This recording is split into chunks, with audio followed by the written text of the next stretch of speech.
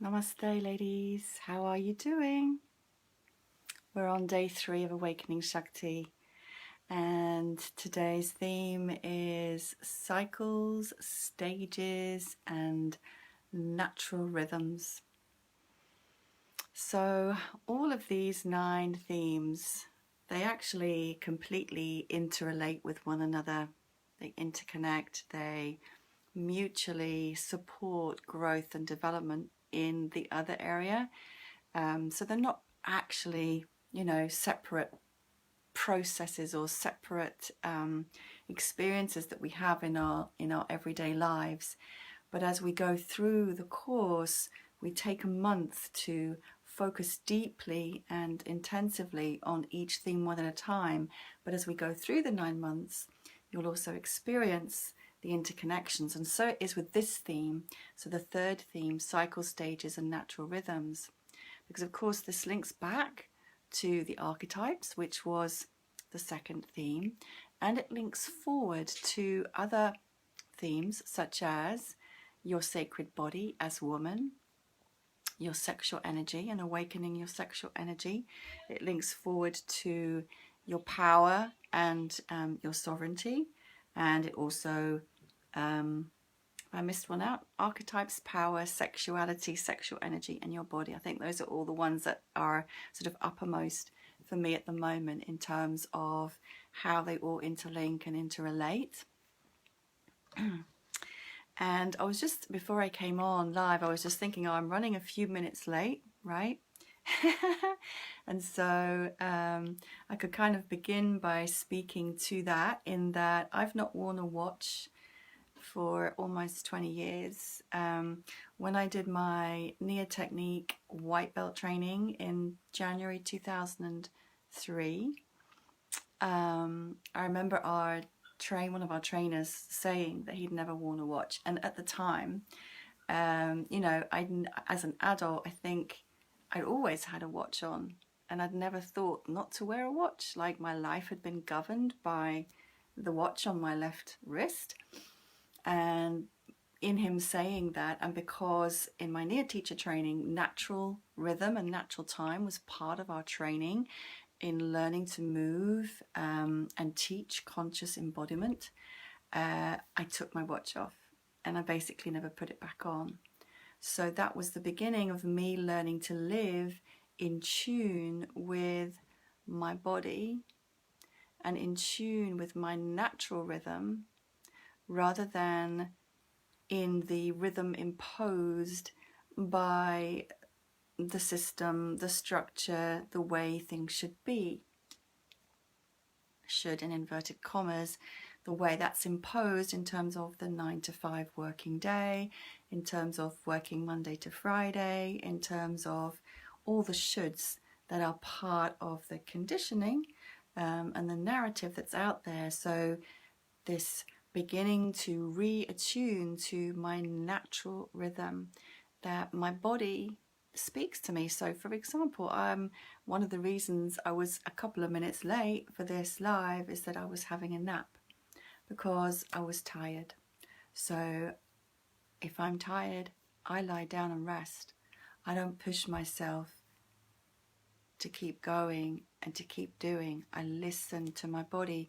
If I feel unwell, I let myself rest and lay in bed. I don't push myself to work and make myself do something. And by living in this way, I'm living more in harmony with what is supportive of my wellness, supportive of my body, supportive of my attunement to my natural rhythm, which may be different to everybody else's. And in that way, I'm more in my power, I'm more in my truth, and when I show up, I'm more authentic. I'm not forcing myself to be something that I'm not. And that takes quite a bit of time to reattune to that. Of course, because everything around us and most people around us don't live that way, and there can be judgment around living that way as well. But it's really fundamental for every person, really, but as women in particular, this is a big part of how we've been masculinized, which is to disconnect from our cyclicity, to disconnect from our natural rhythms, and to connect from an awareness of how we ebb and flow, and that is natural. So the programming makes us think that there is something wrong with that, but that is not just only natural, that is where our power lies, in being present to the ebbs and flows and the cyclicity of our bleeding time, but also of our life stage. So again, mainstream narrative, mainstream culture, mainstream society is not structured to honor and respect a woman's monthly cycle. But in that monthly cycle is the wisdom, is the power, is the connection to the beyond, is the connection to her spiritual gifts, is the connection to her sexuality, is the connection to her oneness with the all. So, and also I just want to add in there, when I talk about cyclicity, I am not excluding anyone who is in menopause or perimenopause.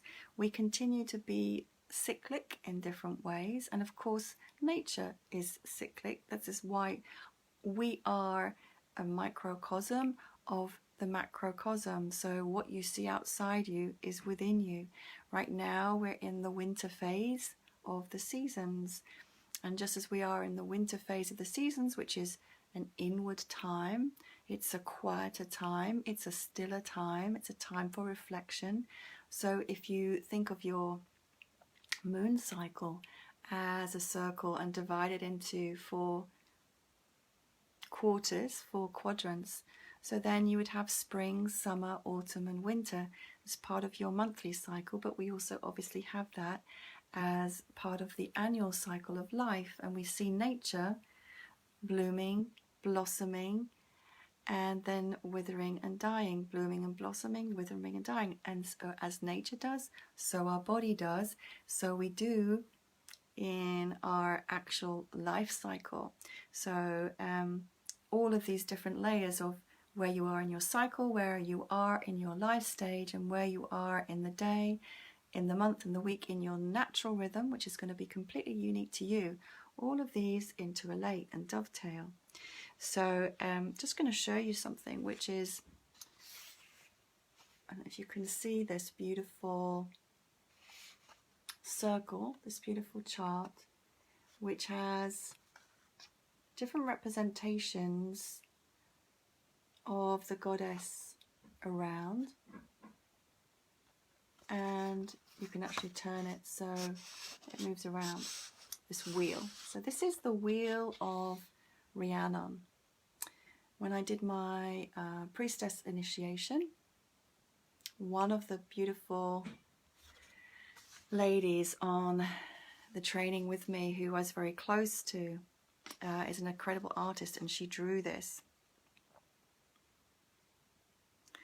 And when we did our priestess initiation, we moved through the wheel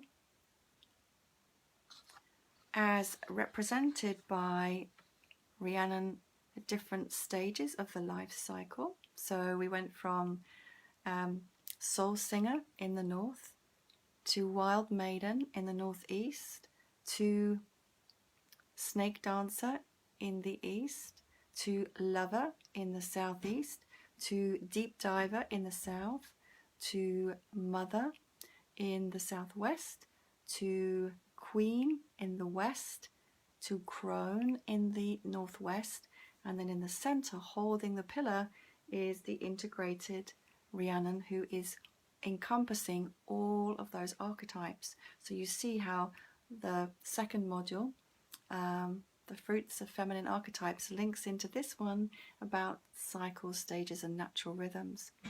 So as we go around the wheel, we are accessing a different archetype, and we're accessing a different season of the year and a different quality of energy. And This will also be the case with your menstrual cycle. So you know, if you're already attuned to it, that at different phases of your menstrual cycle, you'll feel more horny, more extrovert, less horny, more introvert, creative and assertive, or insecure. You know, so the different stages, we have different energies that are flowing through us. And when we understand and tap into those energies and tap into those stages, there is our power, there is our wisdom, there is our feminine truth, there are our spiritual gifts. But the thing is, this wisdom has been hidden, this wisdom has been denigrated, this wisdom has been kind of masculinized, as we've thought that we had to be and behave in a certain way to fit into society, which is all about doing and all about not feeling and all about being constant. But we are designed to flow. We are designed to be cyclical. We are designed to open and close. And in the knowing of that is a huge part of our tapping into our true sacred feminine essence. I'm just going to have a sip of my tea.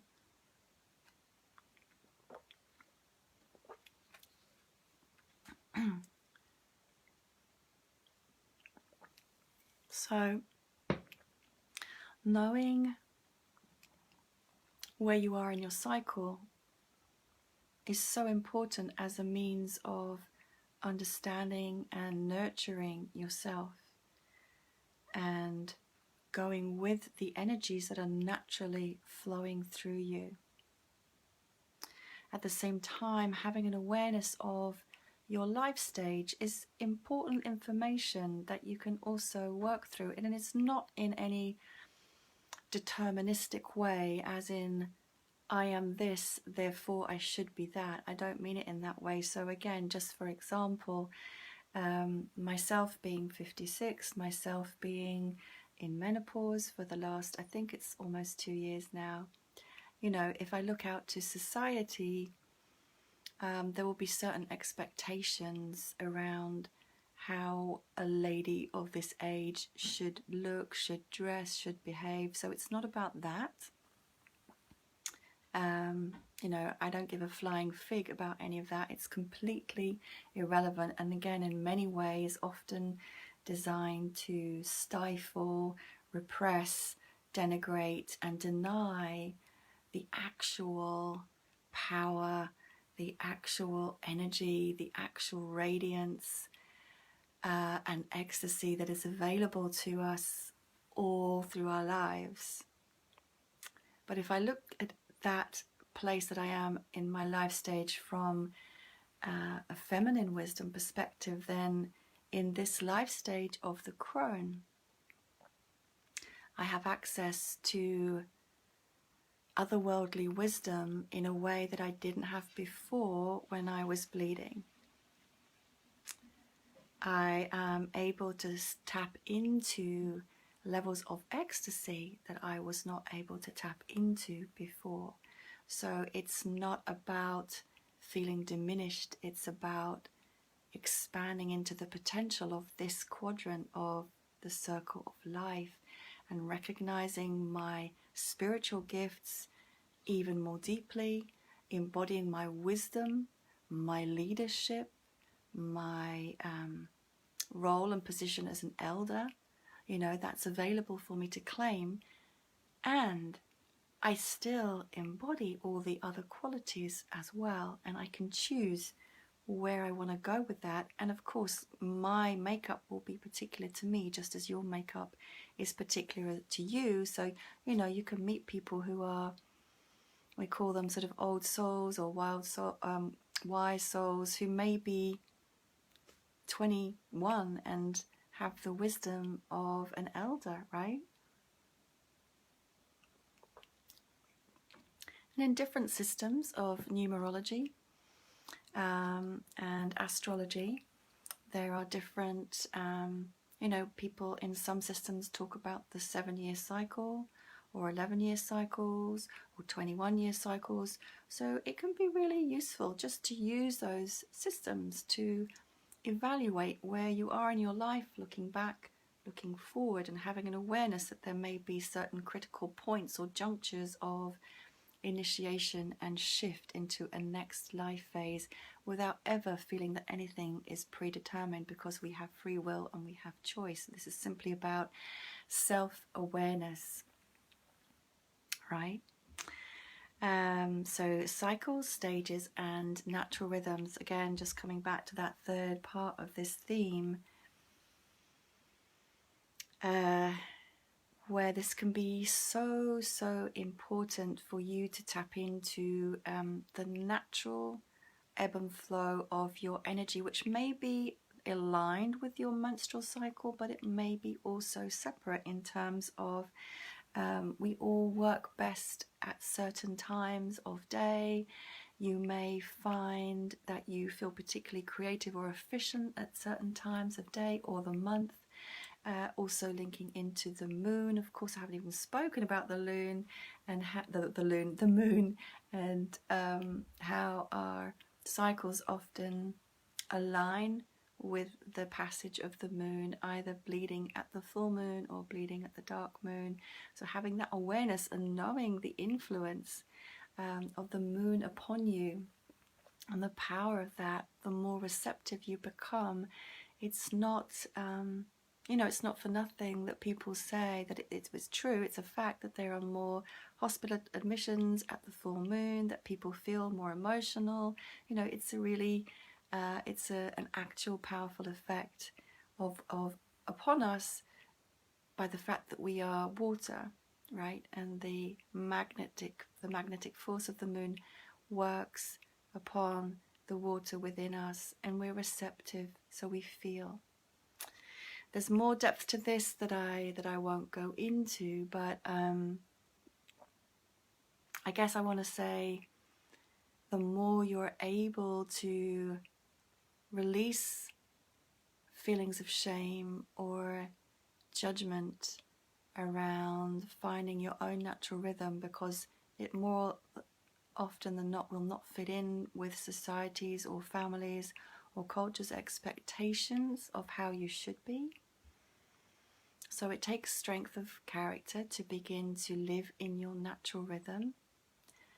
But then the blessings and the gifts of that are more energy, a greater sense of alignment, a greater sense of empowerment and truth in your beingness, and of course, less stress on your body and mind. So many women are living at a pace that is unnatural, in a way that is creating a lot of stress on the body-mind, and that depletes your energy, it depletes your well-being.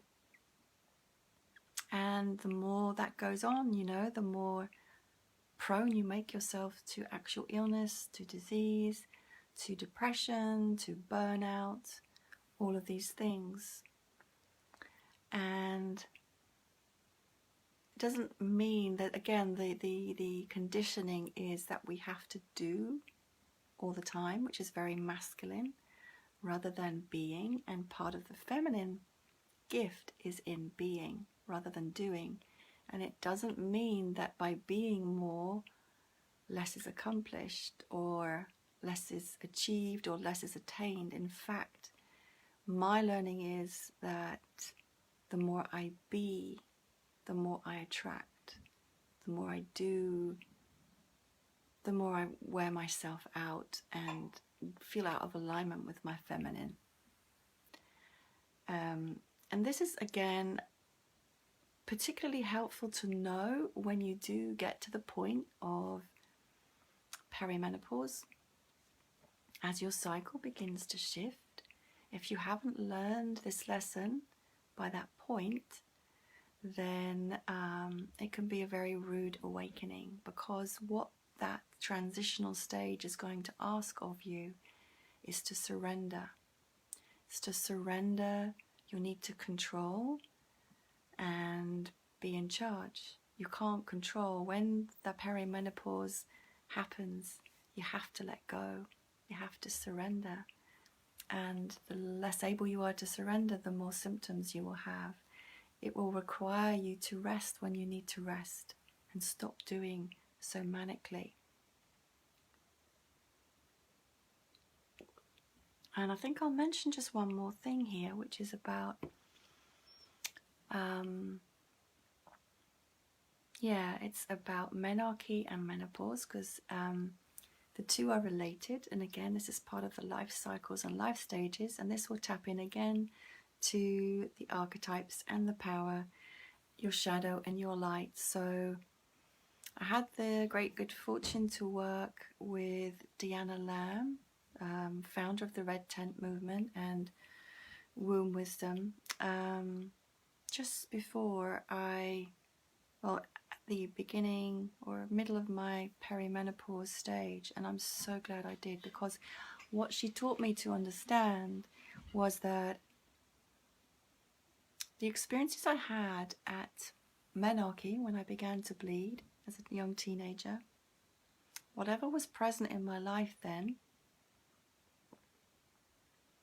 and whatever was a challenge in my life then, if I did not resolve it and heal it, when I came to menopause, those same themes, those same issues, those same challenges would resurface right in my face for me to see and heal again, deeper.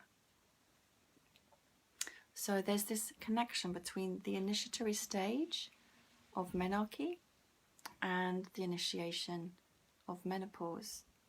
Direct connection. And I did experience that in my life, but luckily, having forewarning, I was prepared. And it was a pretty smooth transition, very empowering, in fact. But if it's not, again, all of those issues can come up and be very confronting for you. And it's another opportunity to say yes to self-awareness, to say yes to learning and growth, or to stay unconscious and turn away and not take the lessons. And of course, those are just two key portals for our initiation as woman into full womanhood. But there are many other initiations: menarche, orgasm, first time you have sex, pregnancy, if that happens or is a choice for you. Sometimes it's not. Abortion, losing a child, giving birth, menopause, death. These are the life stages, these are our initiations. Each of these opportunities to expand into our true nature. I know that for many women, birth is a powerful catalyst of awakening. For me, the second birth, I embodied Kali without knowing what that was, but our energy was with me, a very powerful, primal, ferocious,